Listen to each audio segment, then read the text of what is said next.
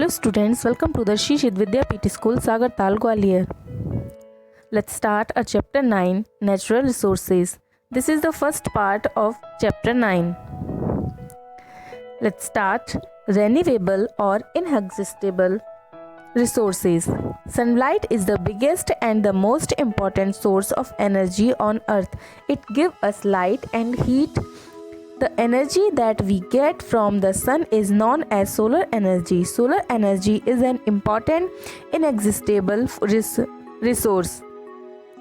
Plants are primary food producers and require sunlight to prepare food through the process of photosynthesis. People use solar energy to run several equipment such as cookers and heaters. सूर्य का प्रकाश पृथ्वी पर ऊर्जा का सबसे बड़ा और सबसे महत्वपूर्ण स्रोत है। यह हमें धूप और गर्मी देता है। सूर्य से मिलने वाली ऊर्जा को सौर ऊर्जा कहा जाता है। सौर ऊर्जा एक महत्वपूर्ण संसाधन है। पौधे प्राथमिक खाद्य उत्पादक हैं और प्रकाश संश्लेषण की प्रक्रिया के माध्यम से भोजन तैयार करने के लिए सूर्य के प्रकाश की आवश्यकता होती है। लोग कुकर और हीटर जैसे कई उपकरण चलाने के लिए सौर ऊर्जा का उपयोग करते हैं।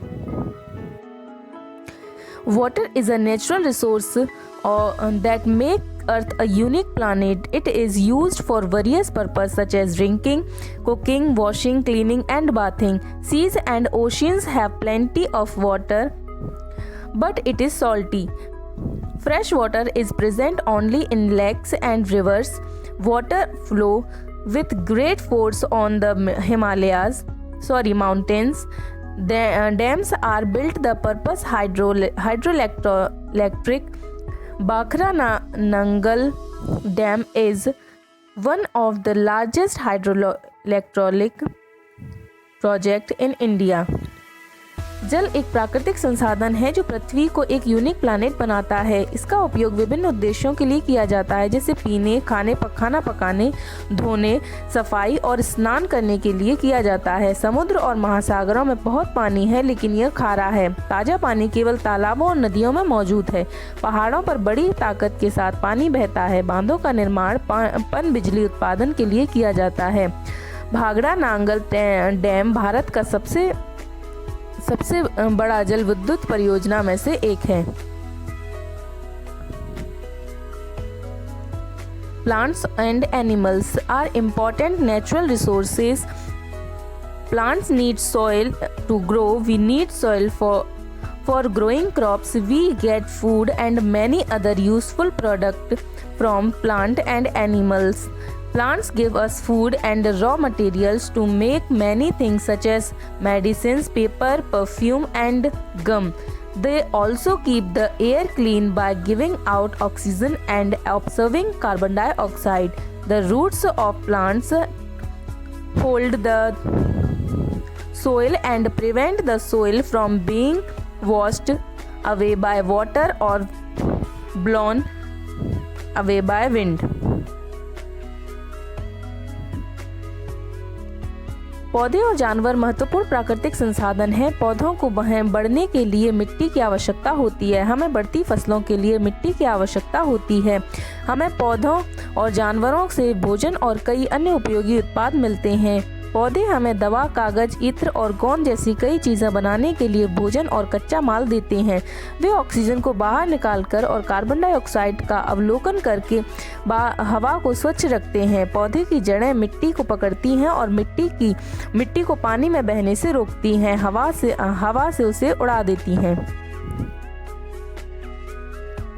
Forests are an important natural resource. They provide us many things such as fruits, herbs, wood, medicine, rubber and fuel, firewood. One एक महत्वपूर्ण प्राकृतिक संसाधन है। वे हमें कई चीज़ें प्रदान करते हैं, जैसे कि फल, जड़ी बूटी, लकड़ी, दवा, रबर और ईंधन। Non-renewable or exhaustible resource such as oil, coal and gas take a long time to form. These are called fossil fuel. Fossil fuel are formed from the remains of the plants and animals that have been buried deep inside the earth for a very long time. Such remains sink deeper into mud and rocks, and over the period of time many layers of rocks start to build and cover them up. These remains under extreme pressure and heat turn into coal, oil and gas. Fossil fuel are non-renewable because they will run out one day as people use them faster than they can be formed. One burned fossil fuel cannot be reused, which make them exhaustible. तेल, कोयला और gas जैसे संसाधनों को बनाने में लंबा समय लगता है। इन्हें जीवाश्म ईंधन कहा जाता है। जीवाश्म ईंधन पौधे और जानवरों के अवशेषों से प्रारूपित होते हैं, जिन्हें बहुत लंबे समय तक अंदर और पृथ्वी में दफन किया गया हो। इस तरह कीचड़ और चट्टानों में गहराई से सिंक होता है और समय के साथ चट्टानों से की कई परतें उन्हें ढकने की लगती हैं। यह अत्यधिक दबाव और गर्मी के तहत कोयला, तेल और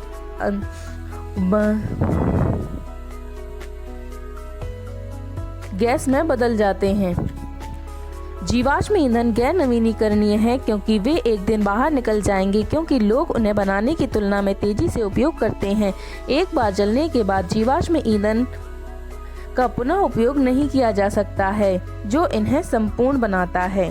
and this is the first part of the chapter 9 and your homework is read chapter 9. If you have any queries, so you can ask me. Thank you for watching.